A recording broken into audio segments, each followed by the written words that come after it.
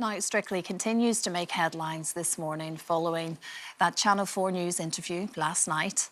And actress Amanda Abbington, who's about to make her return to the stage, was, of course, one of the first to publicly share her experience on the show.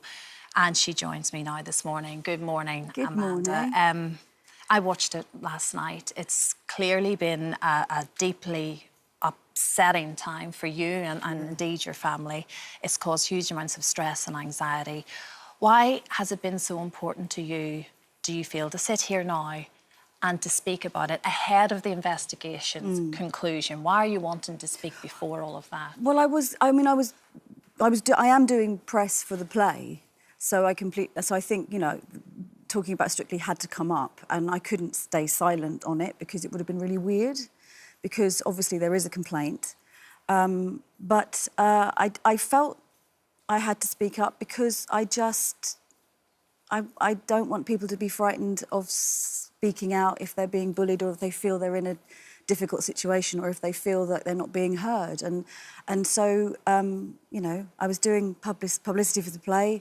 People asked me about Strictly, and I thought, well, I'm not going to, you know, there are things I can't talk about, obviously, and I'm honouring the complaint. I'm not speaking out of turn. I'm not saying anything specific that happened. But I do feel I have the right to say it wasn't.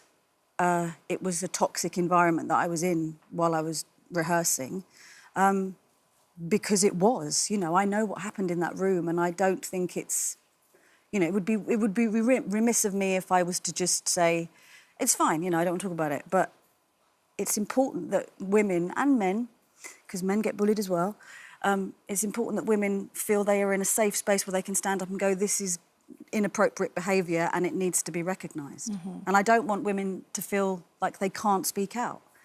And is that the best way to describe, from what you're allowed to say, like you've just said, at this point, that it was bullying in that rehearsal room? Yeah, it was inappropriate, it was mean, it was nasty, it was bullying, and I put up with it for 5 weeks, you know, 5, 6 weeks. I know. It started very early on, and I was, you know, when it started to happen, I would shut down because I recognise those red flags, and so I would shut down, and then I wouldn't, you know, it would be difficult to get in, and so that would just be a self-fulfilling prophecy. Well, it's exactly what I was going to say, because many of us have donned the sequin costumes and we enter the Strictly world very excited about doing so. I was one of those people, albeit 16 years ago. I'm guessing you were as well. Oh, God, at the very beginning. So at what point did you think, hang on, this is a different experience to what everyone else is having? At what point did you start raising concerns? Week 1,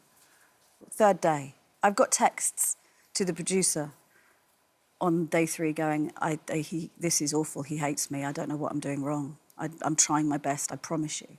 So that was the first week, yeah. And were there further discussions then? Many.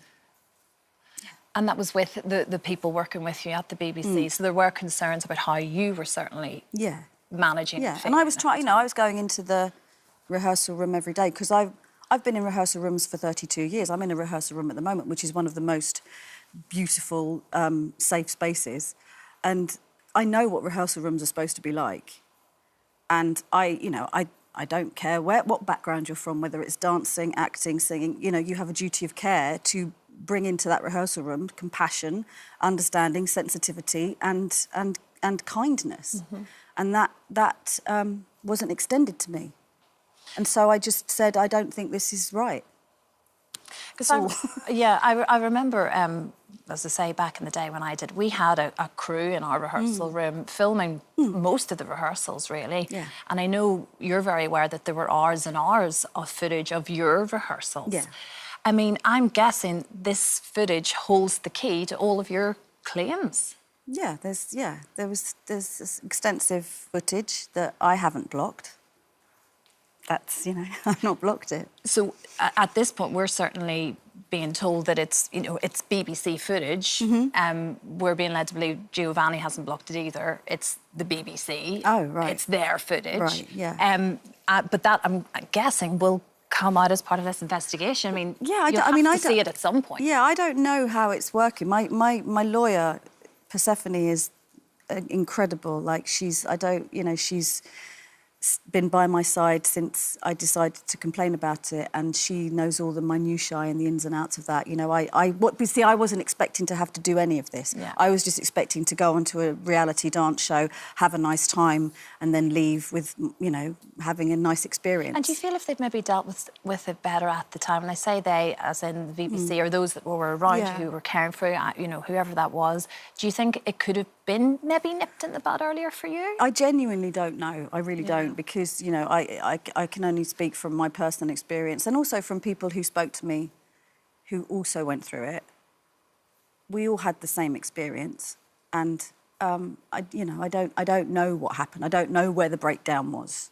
I don't know where the miscommunication happened, but it certainly had a lasting effect on not only me but several other people who went before me. We've obviously had a right of reply from Giovanni Pernice. They have said we are cooperating fully with the BBC's review process. All parties have been asked to respect this process and to not speak to the media before it concludes.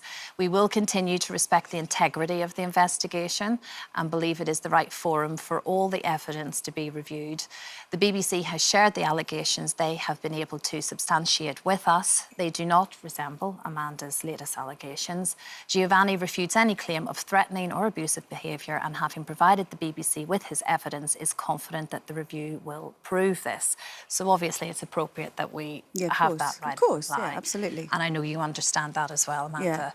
Yeah. You did say that raising your head above the parapet was the best and worst thing that you've had to do.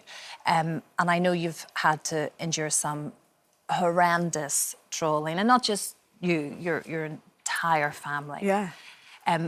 What has that been like? How has it impacted all of you? I didn't expect any of... I mean, I knew that, you know, raising and voicing my concerns probably would, you know, mark me as public enemy number one. I realised that, but I didn't expect the onslaught that I got and the persistent amount of death threats and rape threats, not only to me but to my children and, you know, members of my family, you know, Jonathan included. I've got screenshot after screenshot after screenshot, which I had to, you know, in the end, it got so much that I couldn't screenshot them all because it was starting to really affect my mental health, because I was just thinking, God, everybody hates me.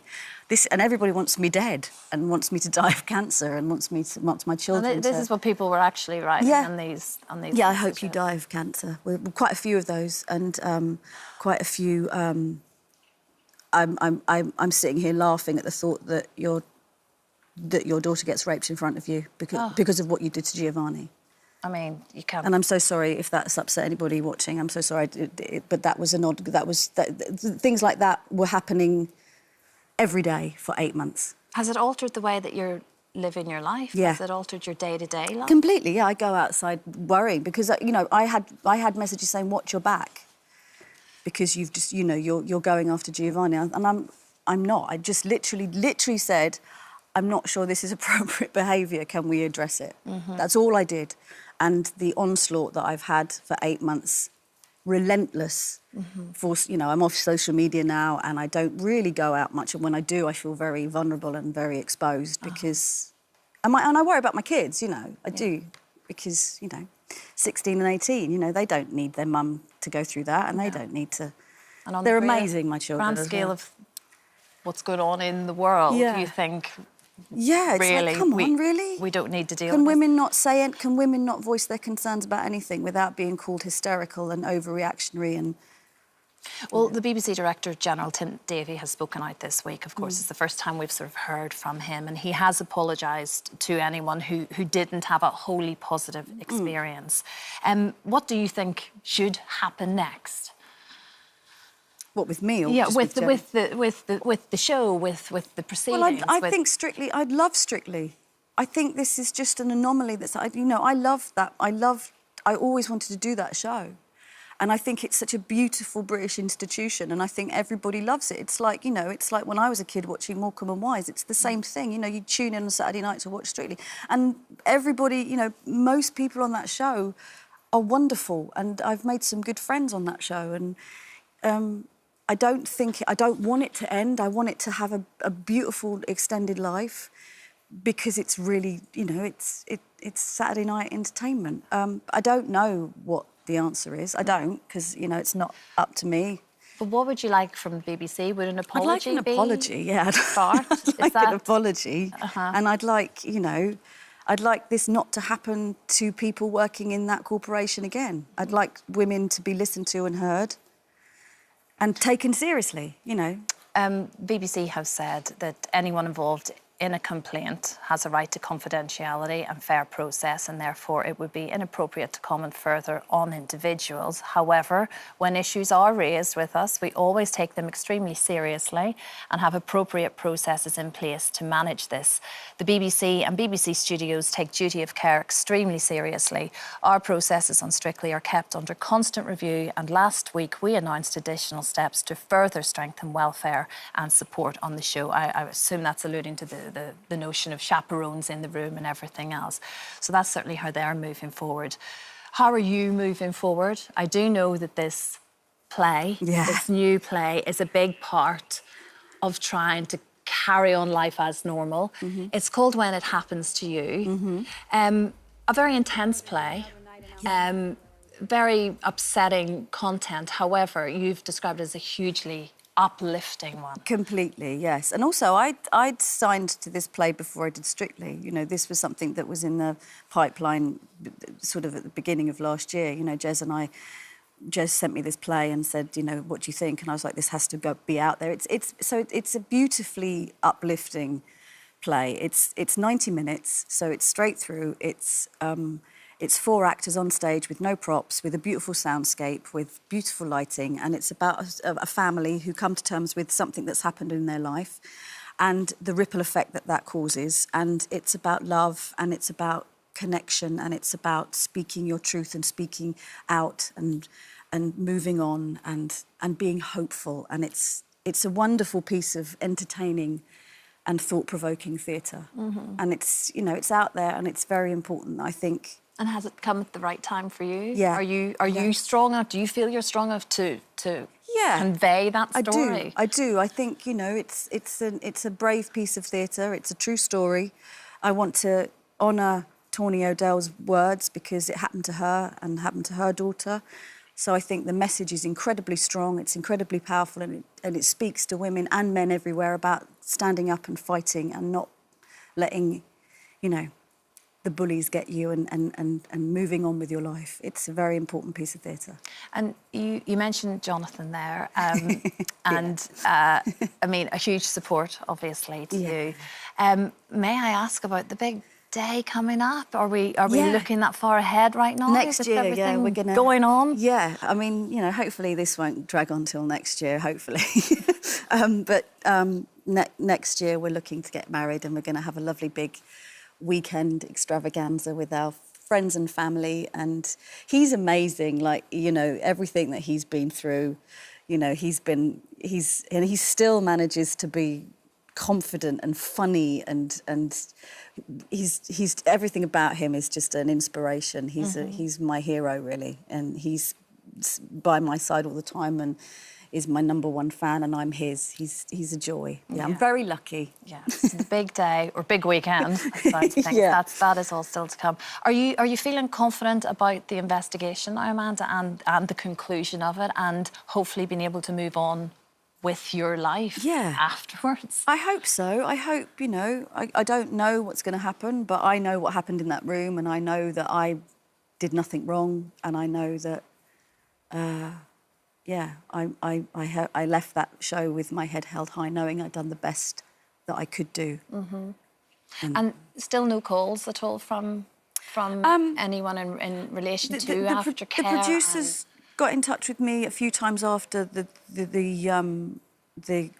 I left, but I've not really heard from people. But you're willing to speak if they were to call. Completely, obviously. Yeah. I mean, I've got nothing to hide. I did nothing wrong.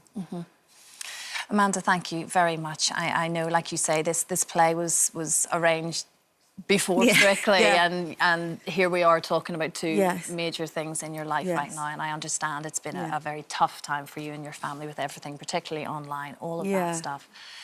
So thank you so much for Thank speaking. you. And the play, like we say, it's called When It Happens to You.